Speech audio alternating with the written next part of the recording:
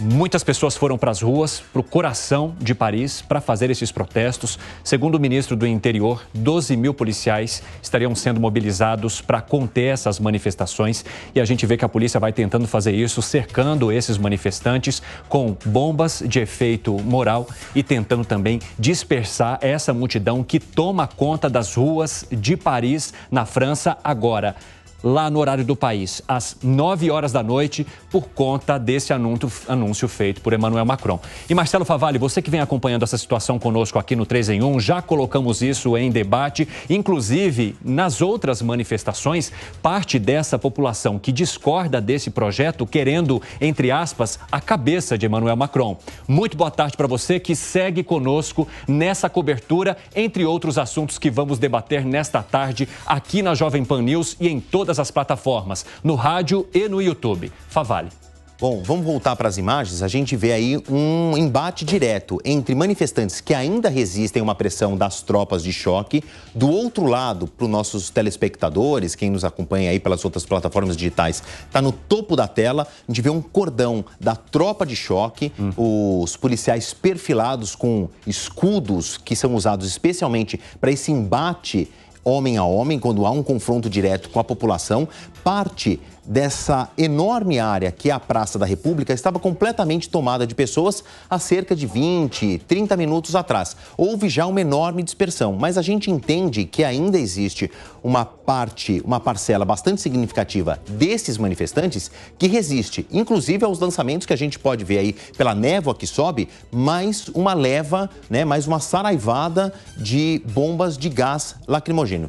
Para quem não conhece Paris, essa Praça da República, historicamente, é um ponto de encontro de manifestações. Eu estou falando historicamente mesmo, por séculos, não é por décadas. Então, é um ponto de encontro de manifestações, sejam elas pacíficas ou essas que terminam aí de uma maneira um pouco mais violenta ou barulhenta. Como você trouxe essa informação, o Ministério do Interior, a capital da França, a capital administrativa também é a maior cidade, deslocou o seu maior efetivo da Polícia Metropolitana para tentar conter esses manifestantes, dispersar os mais agressivos e não deixar com que eles se aproximassem de prédios públicos. Pode parecer um certo exagero, mas repito aqui uma informação que a gente tem trazido desde o final da semana passada e ganhou mais força no final de semana, que manifestantes levaram às ruas de Paris um cartaz dizendo: a última vez em que um governo não ouviu o povo e fez passar ordens que nos incomodaram sem a nossa anuência foi na Revolução Francesa. Nós invadimos o Palácio de Versalhes e arrancamos a cabeça do rei. Então, isso pode voltar a acontecer. Não estou dizendo que os manifestantes vão levar a essa onda de violência sangrenta, mas a gente está entendendo que este é um marco importante, negativamente falando, da história de Emmanuel Macron como presidente eleito e reeleito na França, Cine. Aqui no nosso estúdio, já que nós estamos no 3 em 1, que é um programa de debate, um debate que também discute o que é factual e o que acontece no mundo, e nós estamos vendo essa manifestação que acontece neste momento no coração de Paris, manifestantes que são contra essa proposta de se ampliar a idade para que as pessoas possam se aposentar no país por conta da pressão que a lei ou que a regra atual tem feito nos cofres públicos da França, também de Paris e, claro, de todas as cidades ali do país. Então, estão aqui comigo Vinícius Poit, Gustavo Segré, Alan Gani e também Fábio Piperno. E a gente comentava muito sobre essa situação, Segré, do quanto essa pressão política poderia, além de aumentar a possibilidade de se levar a alguma mudança, mas também fortalecendo a oposição de Emmanuel Macron. Com esse cenário agora de manifestação, de polícia lançando bombas de efeito moral contra essas pessoas que protestam contra esse projeto, que cenário que a gente avalia? Seja muito bem-vindo. Muito obrigado, Evandro. Boa tarde a todos. É uma situação muito complexa, porque qualquer governo, não interessa a ideologia, tem que resolver a questão da aposentadoria.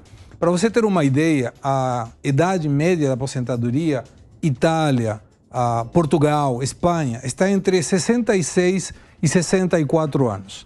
O que Macron quis fazer é precisamente subir 2 anos a idade de aposentadoria por uma questão estritamente orçamentária. Hoje, a França consome 14% do seu orçamento, do PIB, para ser mais exatos, em função de bancar uma aposentadoria. Quando você compara isso com a Alemanha, por exemplo, é 10%, e os países da OCDE é 8%. Então, quando projeta que as pessoas vivem mais tempo e você não consegue aumentar a base de sustentação do sistema, que seria mais trabalhadores aportando dinheiro para o sistema projetado para alguns anos pode entrar em colapso. Então, não é uma questão do Macron, é uma questão do sistema que precisa ser modificado. A dúvida é como, mas não tem jeito, não resiste o não modificar o sistema. Agora, o Macron conseguiu um fato histórico, 70% da população está contra e 94% dos trabalhadores está contra. Então, não tem muita margem para negociar. A questão é grave, para o Macron, muito grave, mas não é uma questão ideológica.